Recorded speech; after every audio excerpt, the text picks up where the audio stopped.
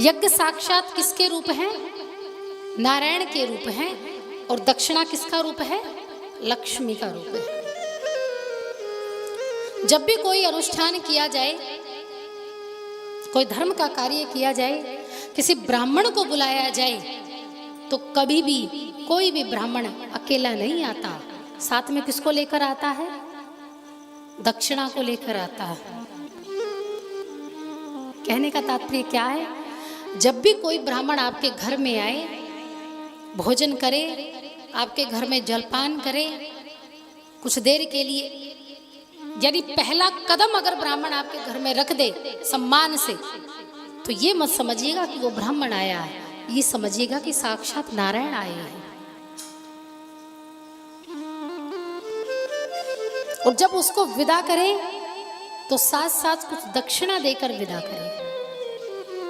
ब्राह्मण को कभी भी घर से खाली हाथ नहीं भेजना चाहिए, उसे जरूर कुछ ना कुछ दीजिए, क्योंकि वो जब आया है तो सारे देवताओं को लेकर आया है, अकेला नहीं आया है। क्योंकि उसी में इतनी सामर्थ्यता है कि वो 33 कोटि देव देवताओं को मंत्र बोल बोल कर यहां बिठा देता है। ऐसे ऐसे मंत्र फूंकते हैं कि देवताओं को नीचे आना पड़ता है। इसलिए धर्म का कार्य कोई छोटा मोटा कार्य नहीं होता। एक ब्राह्मण में इतनी सामर्थ्यता है कि वो देवताओं को झुका सकते हैं, बाकी किसी में इतनी सामर्थ्यता नहीं है। जो चाहे देवताओं से वो करवा सकते हैं।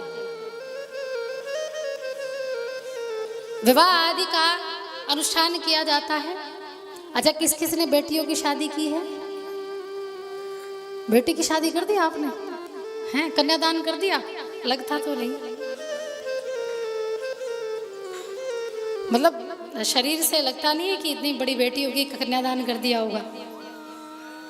कन्यादान को महादान कहा जाता है, सबसे बड़ा दान कहा जाता है।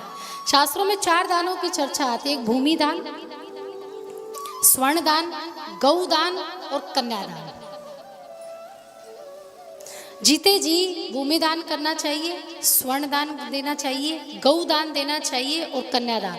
और कन्यादान इन तीनों से भी सबसे बड़ा दान है। जो व्यक्ति कन्यादान करता है उसके स्वर्ग का एक दरवाजा खुल जाता है।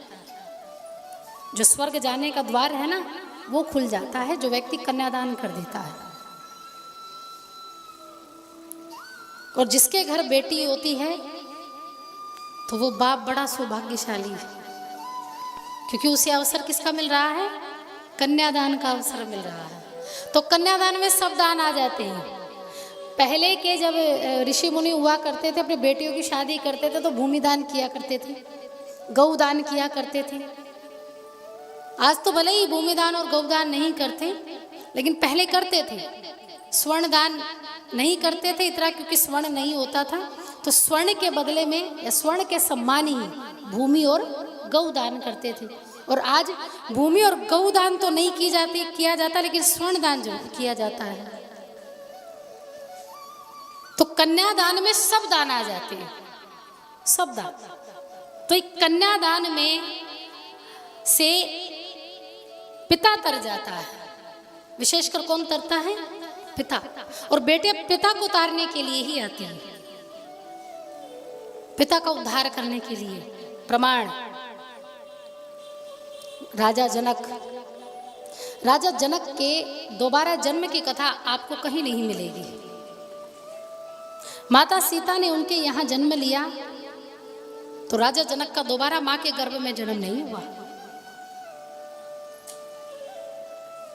माँ यशोदा के यहाँ आई माँ भगवती,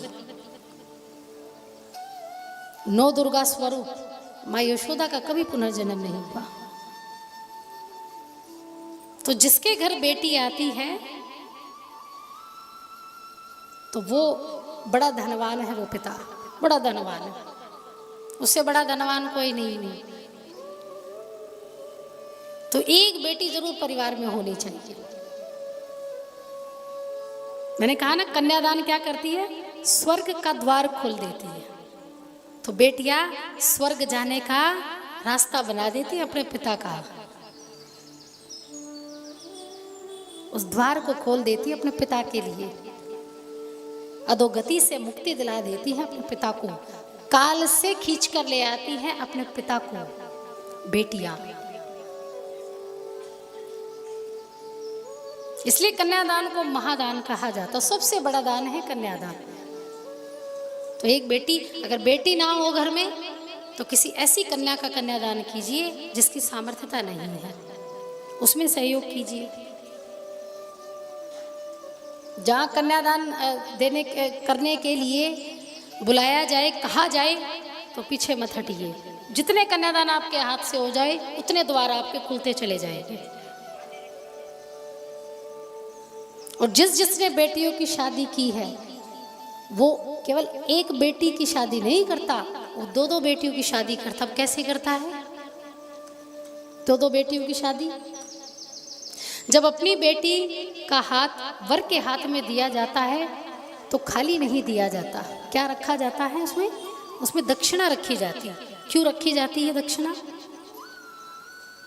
क्योंकि प्रत्येक माता पिता केवल अपनी ही बेटी का नहीं, अपितु वो लक्ष्मी रूपी बेटी का भी विवाह यज्ञ भगवान से कर रहा है। पहले उसका विवाह संपन्न होगा, बाद में आपकी पुत्री का विवाह होगा। क्योंकि जब तक यज्ञ भगवान नहीं आएंगे तब तक विवाह नहीं होगा। अग्नि का होना जरूरी, क्योंकि 7 फेरे तो उसी में। तो सबसे पहले विवाह किसका? यज्ञ भगवान और लक्ष्मी का, जो आपने अपनी बेटी के हाथ में रखी है। पहले इन दोनों का मिलन करवाना है, इन दोनों का मिलन होगा, विवाह होगा, उसके बाद आपकी जाई बेटी का होगा। तो हर माता पिता एक बेटी का विवाह कभी नहीं करते, दो दो बेटियों का विवाह करते। एक लक्ष्मी रूपी बेटी और एक आपकी खुद की बेटी। और विवाह शादी में इतना पैसा खर्च करो कोई बात नहीं। वैसे तो देखिए जिसके पास जितना धन है उतना पैसा खर्च करते हैं। तो एक बात यहाँ एक समझने योग्य है कि अच्छी बात है जब इतनी बड़ी व्यवस्था की है, खूब खाने में हर प्रकार के पकवान हैं, तो जो ब्राह्मण परिणय सूत्र में बेटा और वर और वधू को बांधेगा तो उस ब्राह्मण के विषय में भी एक बार जरूर सोचिएगा। कई बार क्या होता है, ब्याह में इतना पैसा खर्च कर देते हैं और ब्राह्मण की जब दक्षिणा की बात आती है तो तोल मोल करते हैं कि कुछ कम कर लो, कुछ कम कर लो, थोड़ा बहुत ऊपर नीचे कर लो। करते हैं ना? नहीं करते? पता है मुझे आपका। तो जब इतना खर्चा किया है तो 2 पैसे और ऐड किए जाए तो ब्राह्मण भी खुश, नारायण भी खुश और बेटी भी खुश, है कि नहीं? है? तो माइनस ना करें, मतलब पीछे ना करें, कुछ बढ़ाकर ही दें।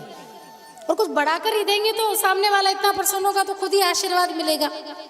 भाई अपनी सोच से भी ज्यादा मिल गया तो प्रसन्नता होगी कि नहीं होगी? कितना सोचा भी नहीं तो उससे भी कहीं ज्यादा मिल गया तो उसके मुख से आशीर्वाद ही निकलेगा। और उसका आशीर्वाद फलित तो नारायण भगवान प्रसन्न, और नारायण प्रसन्न तो आपके पुत्री का जीवन सुख में। ये आशीर्वाद।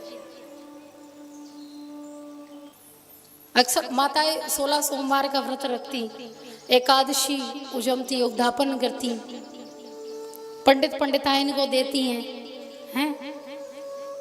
खूब पहनेंगी 2-2 हजार के सूट। और जब पंडिताइन को देने की बारी आती तब अरे पंडिताइन के पास जाना है, 200-300 का 400 का सूट दे दो। वो खुद तो नहीं पहनती, ब्राह्मणी के लिए 200-400 का सूट, खुद अच्छे अच्छे।